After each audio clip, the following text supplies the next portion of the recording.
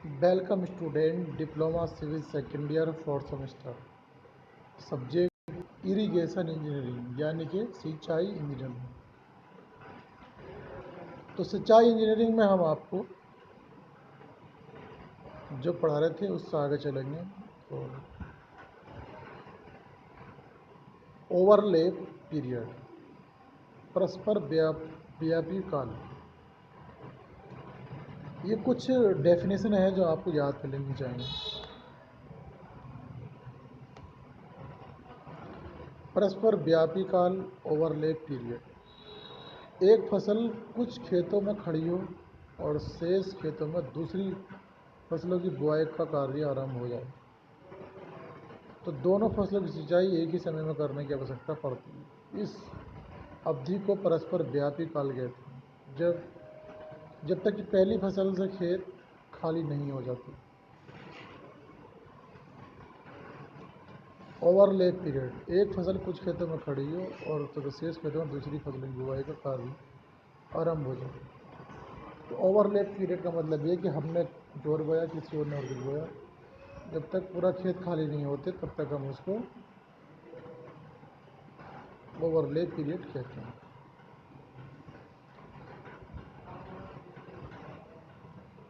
सकल वंशागत क्षेत्र अथवा नहरी क्षेत्र, ग्रॉस कमांड एरिया, जिसको हम कहते हैं GCA, वह अधिक से अधिक क्षेत्र जिसको सुगमतापूर्वक एक सिंचाई नहर कंट्रोल कर सकती है, नहर का सकल वंशागत क्षेत्र कहलाता है। इसमें सिंचाई किए जाने वाले क्षेत्र के अतिरिक्त वह क्षेत्र जिसमें खेती नहीं की जा सकती है, जैसे तालाब, मकान, सड़क, नाले, जंगल, पीले ऊसर भूमि आदि भी शामिल होते हैं। तो ग्रॉस कमांड एरिया पे होता है जिस एरिया में हम आसानी के साथ सिंचाई, जिसमें आसानी के साथ एक नहर पूरी सिंचाई को कंट्रोल कर ले, तो वो हमारा क्या होता है, ग्रॉस एरिया होता है।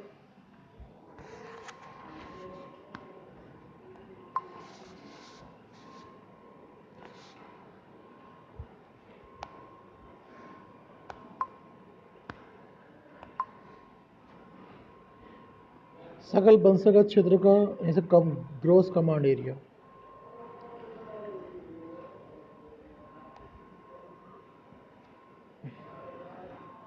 वह अधिक से अधिक क्षेत्र जिसको सुगमतापूर्वक एक सिंचाई नहर कंट्रोल कर सकती है, नहर का सकल वंशागत क्षेत्र कहलाता है। इसमें सिंचाई किए जाने वाले क्षेत्र के अतिरिक्त वह क्षेत्र जिसमें खेती नहीं की जा सकती है, तालाब, मकान।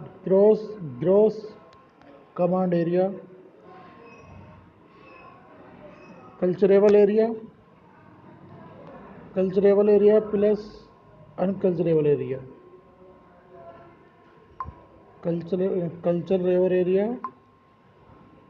Culturable area plus unculture area, कृषि वंशागत क्षेत्र प्लस अग्रसित क्षेत्र। कल्चरेबल कमांड एरिया CCA, वह क्षेत्रफल जिसकी सिंचाई करने में एक नहर सक्षम हो,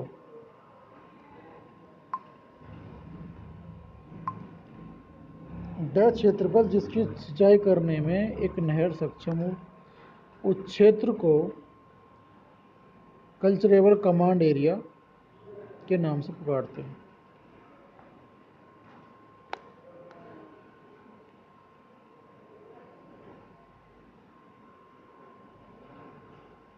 सिंचाई सघनता या तीव्रता, इंटेंसिटी ऑफ इरिगेशन, निर्धारित सिंचाई जल की मात्रा से जलग्रस्तता वाटर लॉगिंग को रोकने के लिए कभी संपूर्ण कल्चरेबल क्षेत्र की सिंचित नहीं करते।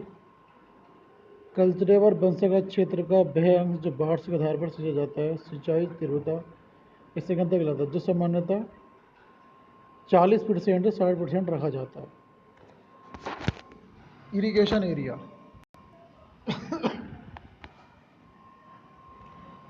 इरिगेशन एरिया कल्चरेबल कमांड क्षेत्र तथा सिंचाई तीव्रता के गुणनफल को सिंचित क्षेत्र कहते हैं, यानी इरिगेशन एरिया कहते हैं। अर्थात इरीगेबल एरिया बराबर CCA into intensity of irrigation.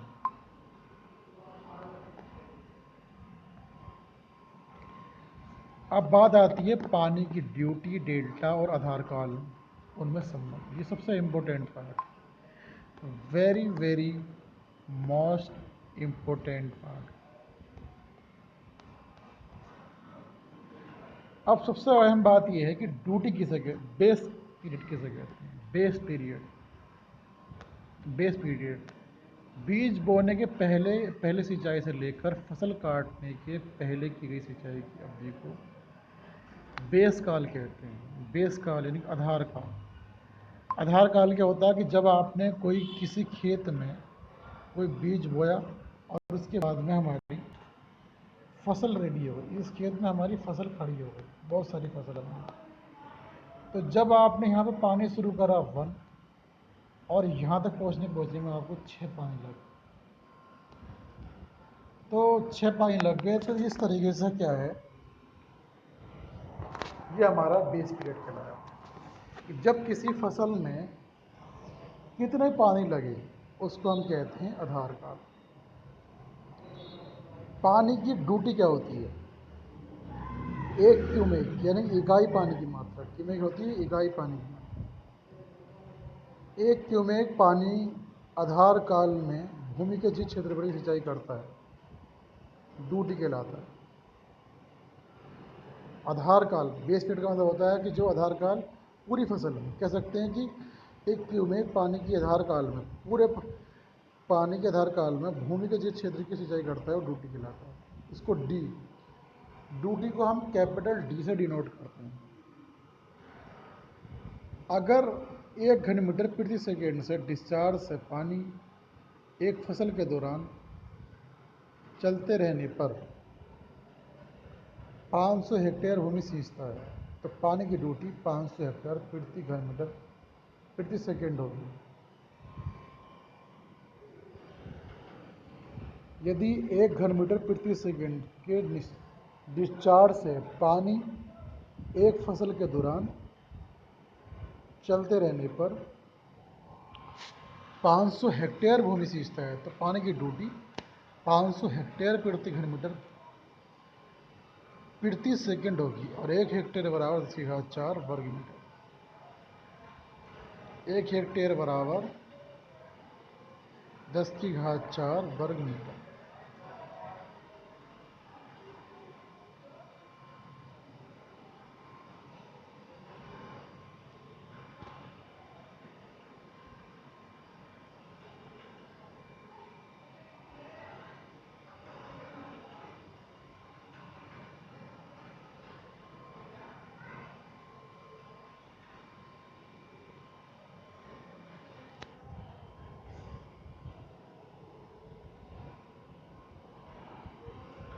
Delta या पानी की गहराई, डेप्थ ऑफ वाटर, किसी भी फसल को आधार काल में दिए जाने वाली सभी पानी की कुल गहराई को डेल्टा या पानी की गहराई कहते हैं।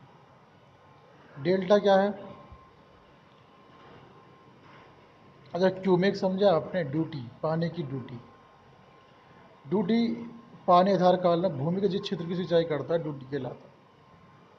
डेल्टा किसी फसल के आधार काल में दिए जाने वाले सभी पानी की कुल गहराई को, तो ड्यूटी जो होती है सिर्फ जब आपने एक बार किसी एक क्षेत्र को की सिंचाई की तो वो हमारी ड्यूटी कहलाती है। और डेल्टा क्या है, डेप्थ ऑफ वाटर, किसी भी फसल को आधार काल में दिए जाने वाले सभी पानी की कुल गहराई को डेल्टा या पानी की गहराई कहते हैं।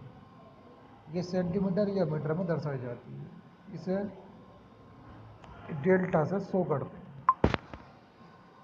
इस तरीके से बना रखा है, इसे डेल्टा शो करते हैं। तो डेल्टा क्या होता है, किसी फसल को आधार काल में दिए गए पानी की कुल गहराई को हम डेल्टा कहते हैं। और ड्यूटी क्या कहते हैं कि जब हम किसी इकाई पानी की मात्रा को, पानी आधार काल में भूमि के जिस क्षेत्रफल की सिंचाई करता है वो ड्यूटी कहलाता है।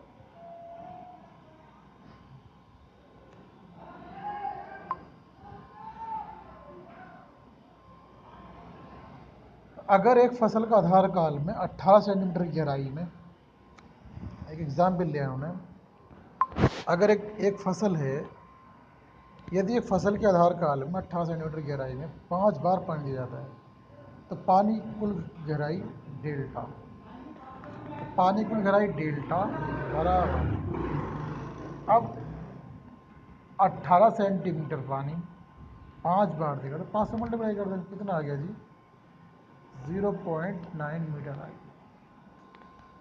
ये तरीका है। तो यहाँ सब डेल्टा फाइंड हुआ।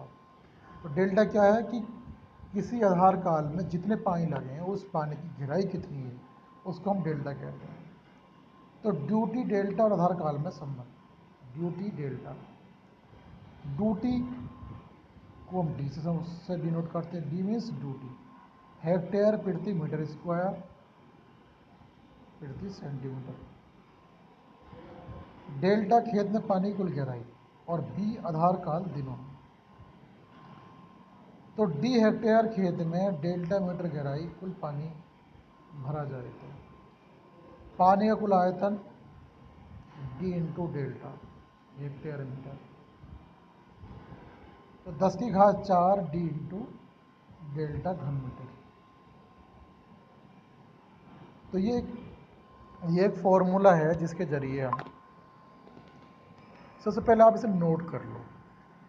इतना जो ये मीटर लिखा है मैंने बताया है, इसको आप अच्छे से नोट करो। इससे पहले आप यहाँ पे सब कुछ छोड़ते हुए बेस पीरियड की डेफिनेशन लिखें। बेस पीरियड क्या है, फिर ड्यूटी लिखें। ड्यूटी जो लिखेंगे आप,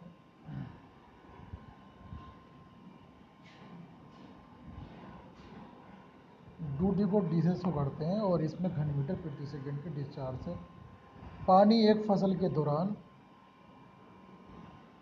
चलते रहने पर 500 हेक्टेयर भूमि, तो पानी की ड्यूटी 500 हेक्टेयर प्रति घन मीटर प्रति सेकंड।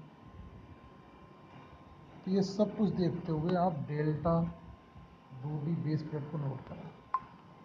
इसके बाद में ड्यूटी डेल्टा और आधार काल में संबंध दिखाया है। इस संबंध को आप देख सकते हैं कि इस संबंध में ड्यूटी डेल्टा आधार काल कैसे कैसे शो रखा है। यहाँ तक अगर आप देखें तो इनको फुल फॉर्म लिखिए। इसके बाद में डी हेक्टेयर डेल्टा गहराई कुल भार भरा जाए तो पानी कुल आयतन, तो पानी कुल आयतन D into delta hectare metre. इस हेक्टेयर को कन्वर्ट करा घन मीटर में तो 10 की घात 4 डी इंटू डेल्टा। किसी क्षेत्रफल के खेत में 1 घन मीटर प्रति सेकंड पानी पूरे आधार काल के लिए दिया जाए तो पानी का कुल आयतन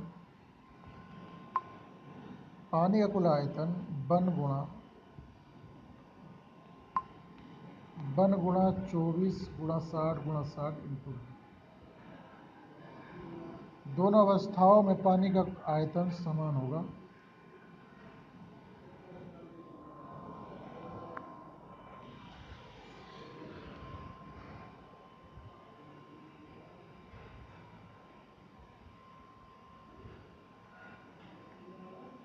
वन गुणा 24 गुणा 60 गुणा 60 गुणा, तो ये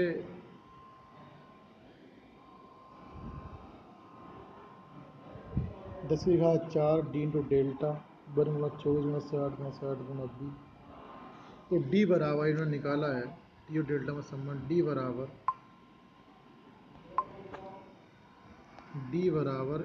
8.64 डेल्टा हेक्टर प्रति क्यूबिक।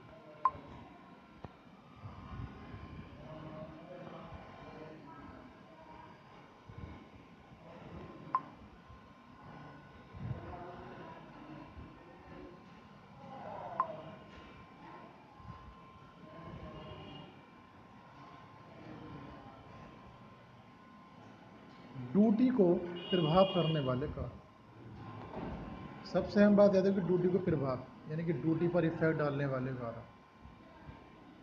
खेत की मृदा की किस्म और ड्यूटी को जो प्रभाव पड़ते हैं। अब जैसे ड्यूटी हमने बताया था, यहाँ पे ड्यूटी क्या थी, ड्यूटी हमारी थी, ड्यूटी क्या है कि एक को में पानी आधार काल में भूमि का जिस क्षेत्र को सिंचित करता। अब जाहिर सी बात है, अब यहाँ से उन्होंने बोला कि खेत की मृदा की किस्म, अगर सोइल की किस्म हमारी ऐसी है कि जो बहुत पानी सोख रही है, तो मान लो रेतली ज़मीन है तो बहुत पानी पी जाएगी।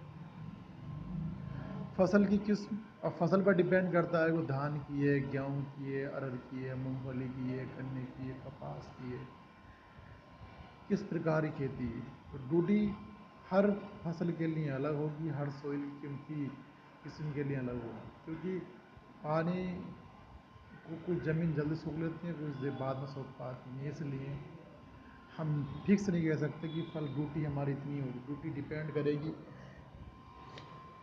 खेत की किस्म के ऊपर, फसल की किस्म के ऊपर और खेत की सोइल के ऊपर।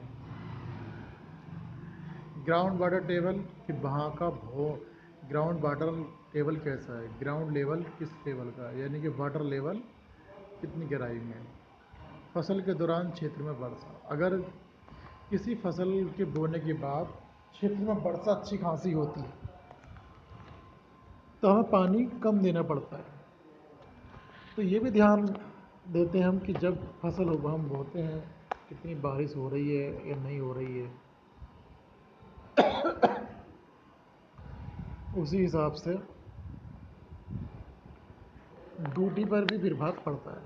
तापमान और मौसम, तापमान अगर ज़्यादा है तो हमें पानी की रिक्वायरमेंट ज़्यादा पड़ेगी। मौसम अगर फसल के अनुकूल नहीं है तब भी हमें पानी ज़्यादा देना पड़ेगा। आधार काल मैंने बताया कि आपको आधार काल, जब किसी फसल को हम बोते हैं, उस फसल को बोने के बाद जब तक वो काटी जाती है तब तक लगाए गए पानी को आधार काल कहते हैं। नहर तथा गुलों की स्थिति, जितना रिसन कम होगा ड्यूटी बढ़ जाएगी। अब नहर से जब पानी हम निकालते हैं, अब जैसे सपोज करो नहर हमारे पास है, ये हमारे पास एक बहुत बड़े पैमाने पर नहर है, नहर बह रही। अब यहाँ से पानी किसी खेत में ले जाना तो हम गूल के जरिए लेकर जाएंगे, पर्टिकुलर इसमें से गूल के जरिए हम पानी चलाएंगे ये पर। तो इन्होंने बोला कि नहर तथा गूलों की स्थिति, जितना रिसन कम होगा ड्यूटी बढ़ जाएगी। ड्यूटी क्यों बढ़ जाएगी, जब जाहिर सी बात है कि जब हम पानी दे रहे हैं, जब पानी का कहीं लीकेज नहीं होगा तो वो हमारा ज़्यादा एरिया को सिंचित करेगा, जिससे हमारा ज़्यादा एरिया जब कवर होगा तो हमारी ड्यूटी बढ़ जाएगी। खेत के भूमि तल की स्थिति, ढालू होने पर पानी एक और भरेगा और ऊपरी भाग सूखा रह जाएगा। खेत में गड्ढे अधिक होने पर पानी गड्ढों में भरेगा, अन्य क्षेत्र सूखा रह जाएगा, अतः ड्यूटी कम हो जाएगी। अगर आपका खेत उबड़ खाबड़ है, गड्ढे हैं, तो उससे भी ड्यूटी पर इफेक्ट पड़ेगा, ड्यूटी हमारी कम हो जाएगी। तो ड्यूटी पर इफेक्ट डालने वाले बहुत सारे कारक हैं। हमारी ज़मीन उबड़ खाबड़ ना हो, ऊंची नीची ना हो, नहर और गूलों में, नहर जब निकली हुई हो तो गूलें सीधी तरीके से बनी हुई हो, तापमान मौसम अनुकूल हो, ग्राउंड वाटर लेवल ठीक होना चाहिए, फसल की किस कैसी है उस पर डिपेंड करेगा, और खेत में किस प्रकार की सोइल है उस पर भी डिपेंड करेगा। अब एक क्वेश्चन आता है जी, अगर किसी फसल का आधार काल 90 दिन, यानी कि वो आधार काल 90 दिन में तैयार होती है, तो खेत में पानी की कुल गहराई 36 सेंटीमीटर हो, तो पानी की ड्यूटी ज्ञात करो। अब हमने आपको बताया था कि पानी की ड्यूटी ज्ञात करनी, ड्यूटी मीन्स डी ज्ञात करना। और जो आपने रिलेशन अभी पढ़ा है ड्यूटी डेल्टा और आधार काल, उसको लगा देंगे। आधार काल बी हमारा कितना आ गया जी, 90 दिन, बी 90 दिन आ गया। पानी की कुल गहराई 36 सेंटीमीटर, सेंटीमीटर को हमने मीटर में कन्वर्ट करा, तो जब सेंटीमीटर मीटर में कन्वर्ट करेंगे तो हम 100 से भाग करेंगे, तो इसलिए वो सेंटीमीटर में मीटर में आ जाएगा। ड्यूटी डी बराबर, अब ड्यूटी का formula 8.64 B into delta upon delta. तो ये 8.64 आप याद रखें, 8.64 B upon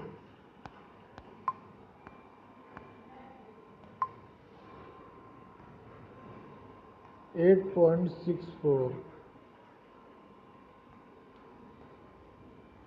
B upon delta D बराबर है। अब 8.64 बी दे रखा है इन्होंने, डी भी दे रखा है, तो जाहिर सी बात है डेल्टा निकल आएगा आराम से। 8.64 बी कितना था हमारे पास 90 दिन, डेल्टा कितना हमारे पास 0.33। जब करेंगे इसको कैलकुलेट तो 2160 हेक्टेयर में आ जाएगा, क्योंकि हमें हेक्टेयर में निकालना है, हेक्टेयर क्यों में।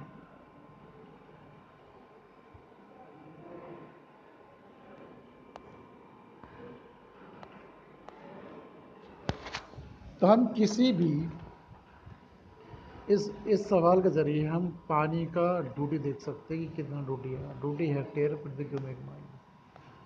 तो स्टूडेंट याद रहे कि इरिगेशन इंजीनियरिंग हम हल्का तो मानते हैं, बट इसके अंदर ये पहला न्यूमेरिकल है। अगले लेक्चर में मैं और न्यूमेरिकल लूँगा, बट एक बहुत सिंपल न्यूमेरिकल था। इसमें सिंपल सी बात ये थी कि अगर हमें मालूम है कि ड्यूटी डेल्टा क्या है, जैसे बताया था कि एक बी और एक डेल्टा और डी में संबंध। अब ये तीन चीज़ें हैं, इस तीन चीज़ों में संबंध हमें मालूम होगा, तो चाहे वो हमसे बेस पीरियड पूछे, चाहे हमसे डेल्टा पूछे, चाहे हमसे डी पूछे, तो हम उसको निकाल सकते हैं, कोई प्रॉब्लम वाली बात नहीं होगी। बट इसकी यूनिटों का विशेष ध्यान रखें। अब जैसे यहाँ दिखाया उन्होंने हेक्टेयर प्रति क्यूबिक में दिखाया है, तो यहाँ पर भी देखो ये जो फार्मूला यहाँ पे जो इन्होंने सोल्व किया, इस फार्मूले को अगर आप देखें तो इसमें डी भी है, डेल्टा भी है और बेस पीरियड भी, सारी चीज़ें दे रखी हैं, उनका आपस में यही रिलेशन है। अब इस रिलेशन में आप इस चीज़ को मान लें कि डी बराबर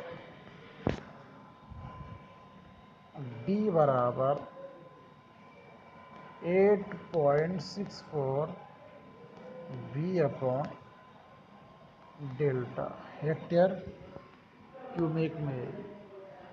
इसको याद रखें, क्योंकि यहाँ पे कहीं ना कहीं कंपटीशन में भी ये बहुत काम है। तो स्टूडेंट याद रखें, अगर आपने इस सवाल को नहीं भी किया तो पास तो हो जाएंगे, नंबर भी अच्छे आ जाएंगे, बट ये चीज़ आपकी इनकम्प्लीट रह जाएगी। अगर कुछ समझ में नहीं आता है तो आप मुझे मेरे पर्सनल नंबर व्हाट्सएप ग्रुप पर भी भेज सकते हैं। जैसे कि मेरा जो मोबाइल नंबर है मैं इस पर लिख देता हूँ एक बार,